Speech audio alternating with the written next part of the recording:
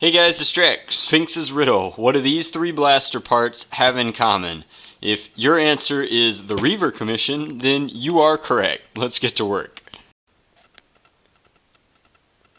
So you can see here that this is the entirety of the Magnus's internals isolated, and then this is the majority of the long strike barrel isolated. And I've come in and made marks here and here. This is just a marker for where I'm going to start my integration so that we don't impact anything over here, and then this is a marker for where we're going to make the eventual cut so that we can actually integrate these two pieces, and it should look pretty nice when it's all said and done. I think that these two lend themselves well to the integration. At this point, the Rayven is completely gutted and all of its internals have been removed, so I can start sanding and prepping it for painting as well. And now all I have to do is dip into my RM2 motor box so that I can get some replacement motors for this guy.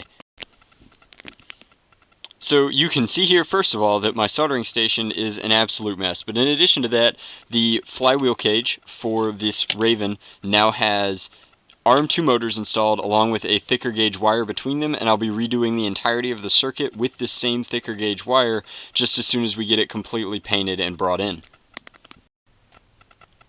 So while the main body of the blaster is being prepped and having its gray base coat laid on in enamel, I decided to come in and start the integration, so I've puttied it in the two places that is necessary. The putty is pretty smooth as it's gone on originally, but I'll still sand and prep these pieces for painting pretty soon. And while I'm doing that, I also came in and the commissioner specifically requested a demolisher clip, so I have sanded, prepped, and washed this, so this should be ready to get a paint job as well. All in all, the more I work on this blaster, the more I'm really coming to like the concept. I think that it should be pretty neat by the time it's all said and done. So you guys can see for the Reaver Commission that painting is about halfway done. The main body for the blaster is completely done, and you can see as I peel my painter's tape off that I've got that really great gray enamel underneath here, and that is just too cool and looks really clean. And then that same gray enamel you can see has been done up on these pieces, but I'm waiting on the main body for the barrel attachment to finish curing before I can install these pieces and get that put together. But I should be able to install everything into the Rayven now and be halfway there. So I'll show you what it looks like when it's finished at this point. This should give you a good idea of where the commission's at.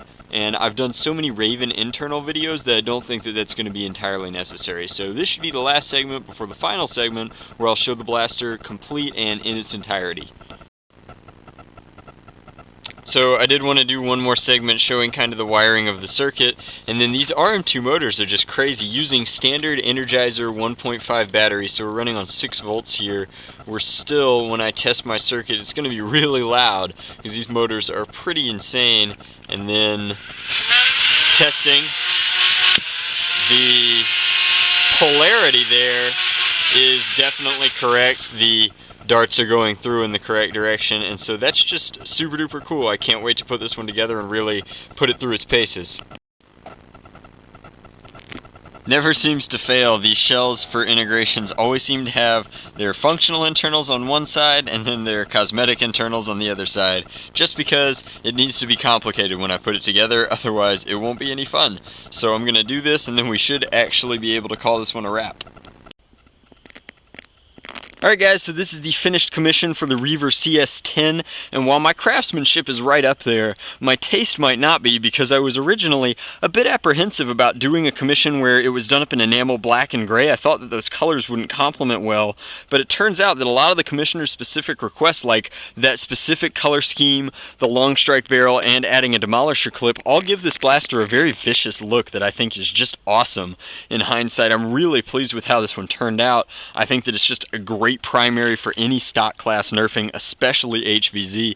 The fact that the blaster breaks apart like this in an instant and comes back together just as easily means that you can go immediately from two-handing it with your hand on the Magnus ready to fire that and dealing with multiple enemies like this as quickly as breaking it apart and firing in tandem at multiple zombies. I think that that's super duper cool. It's very easy to do, and the Nerf technology means that sliding these blasters colors together and apart is just a dream, which is awesome.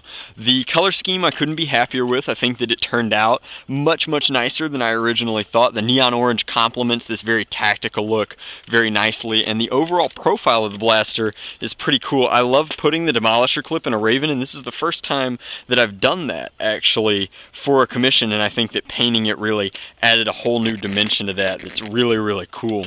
So all in all, the blaster performs like a dream. The Rayven has been completely rewired. Currently it's running on 6 volts, just standard energizers, and it fires through the long strike barrel very nicely, as well as without the long strike barrel on. I think that that's super duper cool. And then with this barrel on here, you can see that firing your undermounted Magnus is very simple using your thumb. I actually did not measure this, and I didn't want to cut the Magnus barrel, so I'm very pleased that the prime ends right there. You can barely see it on the camera, but there's about a millimeter between this mechanism and the slide, but it lets you use the Magnus without taking it off at all, and I think that makes it very comfortable. I love that without moving your hands, you can operate both blasters very smoothly.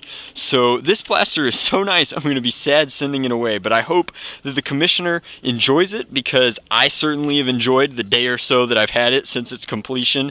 Just kind of goofing around with my buddies with it. It has been an absolute blast to play with, to the degree that I'm thinking of making one for myself. They are too cool, but at this point I'm not entirely sure if I can afford my own work, as sad as that is. So this one will go out, and hopefully it gets there in a reasonable amount of time. For everybody else, I hope you enjoyed watching me put this one together. It was a ton of fun and just a really cool build. So as always, guys, thanks for checking it out.